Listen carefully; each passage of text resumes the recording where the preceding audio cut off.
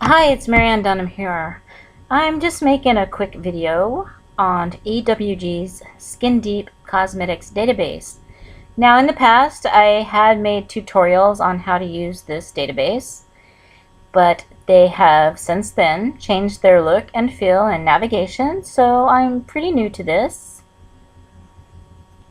It used to be like a blue and white color, now it's all purpley and pink. Let's see. But basically, I'm sure it's going to work about the same. They just have a more modern look. So here's the home page, and you can scroll down. They have some guides over here on this side, and tips for safer cosmetics. Good food on a tight budget. Don't get burned. They have a guide to summer sun.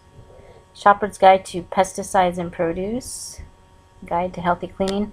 I know they made a new food database too. I'll have to make a video on that. I haven't checked it out yet. It's just launching. It either just launched or it's about to launch. I believe it's launched, but I'll have to go back and look. So anyway, featured research and news. You can go down and more research and news. They even show where Johnson & Johnson took a big step in the right direction. They had one of those, they had a contamination issue in their No More Tears shampoo, and they're correcting that, so that's good. I've known about that for years, and they're finally just correcting it. But that's good. They listened, and they're doing something about it. So anyway, in this database, you can search more than 69,000 products. So, of course, every single product in the world is not in this database. But you can check out sun care, makeup, skin care, hair care, nail care, fragrance, baby care, oral care. Oh, and they have a special men's section. How wonderful. Hey, let's go check out the shaving cream. I showed my son something once on his, I wonder if it's in here. We'll see. You can, I'm going to search by the brand name. I think it's, I'm not sure how to spell it. Barbasol. Let's see if it comes up with anything. Oh, they have 8 products. Excuse me. Where's the regular? Yeah, the one in the can. Is this the aerosol one? Well, anyway. Oh, well, it has soothing aloe in it. How wonderful.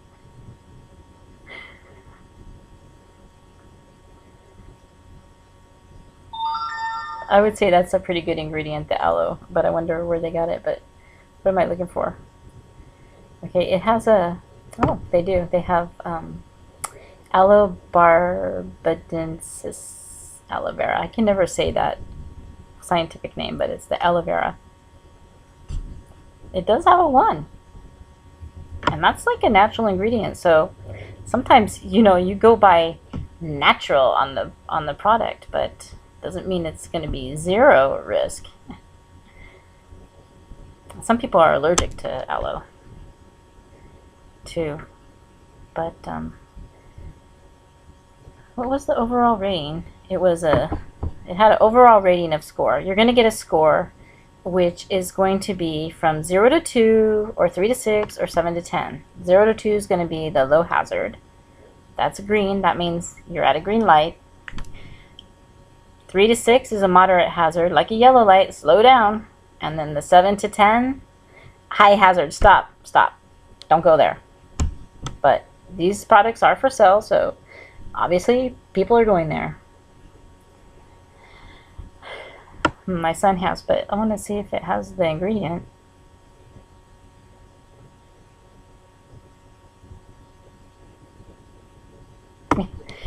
Propane. Okay. It's only a 4, but I was joking with them because it had, I don't think it said isobutane, but it had butane or propane, and I'm like, what are you gonna do? Shave? Or, I mean, that's like flammable.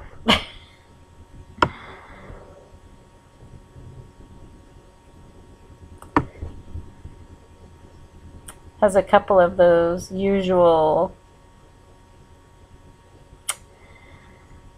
they're regarded as safe ingredients, but they're actually considered controversial ingredients in the people who are watching their ingredients world. A little controversial. Because you'll find sodium lauryl sulfate in a lot of soaps and body washes and shampoo, and they're actually an irritation to your skin, eyes, and lungs. And, you know, that's, you never want to get the shampoo in your eyes. You know, you get that burning feeling. And it irritates your skin, so it's going to irritate your scalp. I mean, you're using it on, it's going to irritate the same places that you're putting it on your body. So I don't know why we have to have sodium lauryl sulfate. It's just an ingredient that's not necessary, because there are alternatives. Because I use products that use the alternatives. And if you want to know about those products, you can always contact me through my YouTube or my Facebook, and we can discuss that. Now, this shaving cream has it has this naughty word, fragrance. Fragrance can mean a lot of things, because there can be up to, like, I don't remember the exact number, 600 or 700 different ingredients that could be in that one word, fragrance. Parabens. So you have to take this part out, the paraben. That's been in the news a lot. So you're going to see products that are going to tout paraben free. They may be paraben free, but you still have to read the ingredient list and make sure that some of the other ingredients aren't in there. So you can click on, you've looked at the product, and it's showing you the hazards here. You just read through that. You can click actually on the ingredient and see the overall hazard on that. Now, the overall hazard is going all the way. And then you can just read through the information.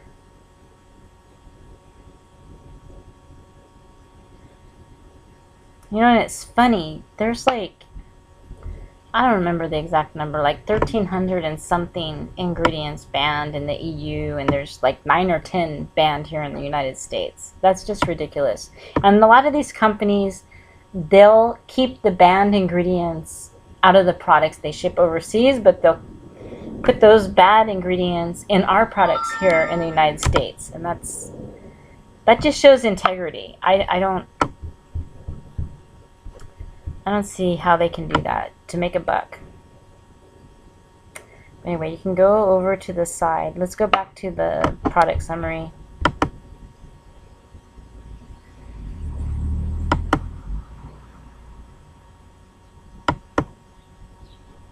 You don't want to go back? I want to go back. Okay. So that ingredient was a 10. Our total is a 6 here, so we got the average. But you can go to the label information and see all the instructions on the packaging. It shows you the ingredients here. It shows you how to use it, and then it shows you the warnings from the packaging.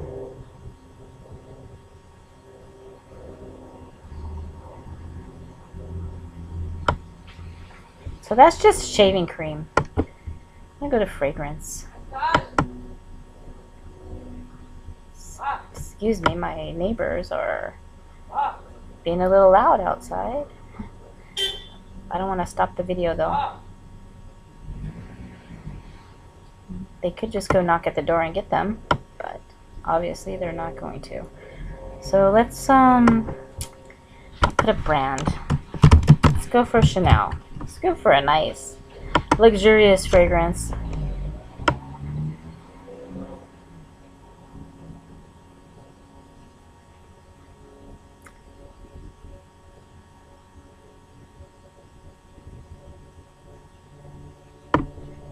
They have 2 different Chanel number 5s, fragrance for women. One is a 5 and one is a 7. So I don't know the difference because personally, I don't wear fragrance. I have fragrance sensitivity. I have had it since I was 15 years old. Well, probably since I was born, but I found out about it when I was about 15 and started having to wear deodorant, and we got the deodorant and I got welts under my arms and it was horrifying. So I have known since then. I'm going to be 55, so it's been nearly 40 years. So I can't even, I'm going to tell you something, and this is very sad because I can sit in a room with cigarette smoke more comfortably than I can in a room with fragrance. Some people, they just don't even know the correct way to apply it. They think they have to spray the whole bottle on, and then they leave like a 5-6 foot trail behind them as they're walking by. And for me, it makes me very sick. And you can't even tell these people that because they get very defensive. You've offended them. They get defensive and they think, well, you know, they don't care. They don't realize that they're hurting you. So I'm not going to say they don't care, but they don't feel like, they feel like you're making it up, and you're not making it up. And anybody that has fragrance sensitivity knows what I'm talking about. And I think it's very sad that I can sit next to someone smoking a cigarette a lot easier than somebody who's wearing perfume or strong deodorant for that matter. But fragrance, that one word here, it can have, like I said, it can mean a lot of different things because it's just some loophole, and so it's just a blanket term to cover a whole lot of ingredients. So we're getting a score of an 8 just for that. Then you have oxybenzone. It has enhanced skin absorption. And now your skin is the largest organ on your body, and when you absorb something through your skin, it goes straight to the bloodstream, which goes through all your organs and through your heart, to your brain. So yeah, over time this can cause some problems. Now I'm not here to say that I'm here to prevent any disease, cure any disease, or I'm not making any claims. I'm just showing you where you can find out this information. And this is, it's good information. Let's see do they even have label information on a perfume? They just have the ingredients. Now see, here you go. They don't have the directions on how to apply perfume. Maybe they should put the directions on how to apply the perfume so people like me could live more comfortably who are very sensitive to it. But you'll see it has your ingredients. Wow, they put purified water. Amazing. Mixed with all these chemicals. I'm actually with a company that is chemical free, and I haven't found their products in the database yet.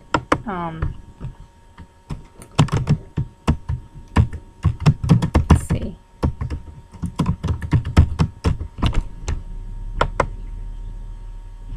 No, not there.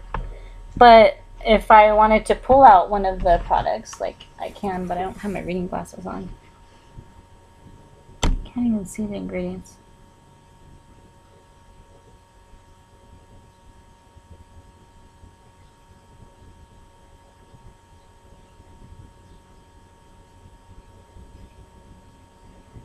I can check the ingredients in here. So if you don't find your product in here, you can at least read the label and go through the ingredients. And when you get a product, sometimes if you go look at your toothpaste tube, it doesn't have the ingredients on there because some companies actually only put the ingredients on the box. And I found that with a lot of skincare products that I've bought, that I've already thrown the box away and I can't find the ingredients because they're not on the tube or the jar. They were on the box. So Make sure and check and make sure before you toss the box out that you have those ingredients to look at. But let's see. Let's look up hair care. What's a good hair care? What's a popular shampoo? I don't even watch TV anymore, so I don't know what the commercials are. What is that? I don't know. VO5? That's an old one. I wonder. No. That one's not in there. About Prel. I'm pretty sure Prel's in here. I wanted to show you something. It scores a 6. That's that green shampoo. But it has this ingredient that's been causing a stir. Been presumably linked to cancer. Click on the ingredient. It's a 7. So it's showing a risk to cancer. But if you go down here, it says it's a possible human carcinogen. So they have limited evidence of carcinogenicity. Can we say these words? Can't even say the words. And that's another thing. Can you pronounce the ingredients on the back of your products? Anyway, so here's the reference. So the Agency for Research on Cancer and the World Health Organization International. And also limited evidence with US EPA, Office of Pesticide Programs. And the California EPA. Now here in California, I live here in California, and if it's even possible to be linked to cancer, there's going to be a warning sign somewhere. There's warning signs on our buildings. There's warning signs. There's a warning sign on the drive-thru at McDonald's about ingredients used in the food that have been known by the state of California to cause cancer. So that's one good thing. California is ahead of the game on that. But the products are still allowed, but they have to have the warning. Just like you see that warning on your pack of cigarettes. So you can just breeze through here and see all the information. There was another ingredient. Now that's Cocamide DEA. If you see that on your shampoo, don't, it's your choice if you're going to use that shampoo or not. But that's a big controversial ingredient in the news today. And then there's another ingredient I wanted to tell you about. Talc. See what it says in here. And there's other research that there's been some research by some people that say it's linked to ovarian cancer. Now I don't think that it says that in here, but I don't want the products. I want the ingredient. There we go. Talc. Look, you click the ingredient and it shows you this little chemical picture of it. They got the picture from PubChem. Talc is a powdered native hydrous magnesium silicate, sometimes containing a small portion of aluminum silicate. Talc can be contaminated with asbestos fibers, posing risk for respiratory toxicity and cancer. Oh, they are saying that it's posing a risk, even though they haven't put it up here. But I have read there's a guy, Dr. Samuel Epstein, and he wrote a book. He's wrote a few books, and he's linked talc to ovarian cancer, and a lot of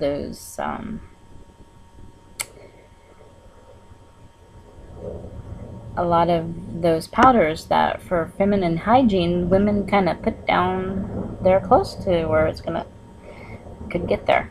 Anyway, but I wanted to bring this up because of this posing risk for respiratory toxicity and contaminated with asbestos fibers. Okay, asbestos fibers, if you want to Google it, There are these little fibers that can go into your lungs and you can't get rid of them. So it can be very dangerous. And talc is like the main ingredient in some baby powders. And so I bring this up because I don't know if you've ever like just sometimes when you just turn the thing on the top of the baby powder, the powder just flies out. And you just don't want you don't want to be inhaling that. And you don't want your baby to be inhaling that. So I just want to, say, be cautious about that. I don't know if there's a warning label on the back. I don't have a baby powder with me. Johnson & Johnson baby powder. Let's look it up and see if we can find the label. I don't know. No items. What is it? Okay, let's just look up baby powder.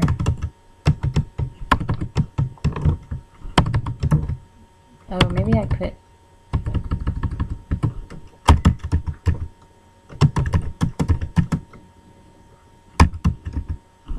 What if we just put Johnson baby powder?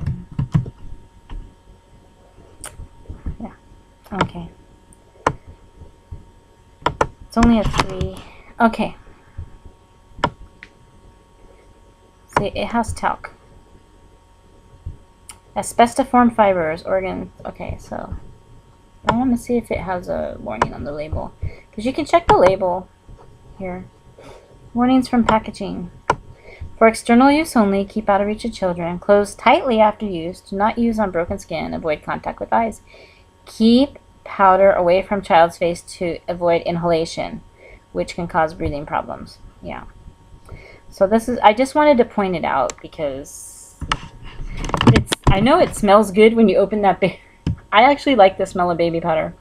The Johnson & Johnson baby powder. So and the baby lotion.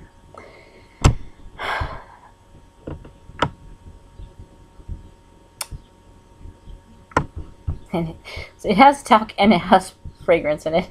Of course, I don't wear the baby powder because I'm going to be allergic to it. But I just wanted to show you that, just to point out that there's these little bits of information that maybe you're not aware of. Maybe you don't read the warnings because you figure it's for a baby. Why would I have a warning label on it?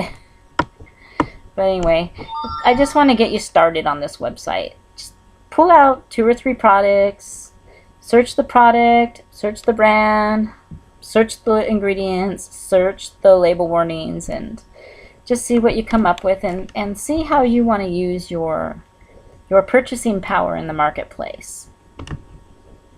I know a lot of us spend a lot of money taking care of our homes and our cars, but then we just go to the grocery store and buy the $2 shampoo that might be, we're not taking care of the vehicle we walk around in every day, but unknowingly. So I'm just trying to inform. I'm not trying to cure anything, prevent anything. I'm just trying to inform and show where the information is so you can make your own decisions based on your own judgment and your own preferences.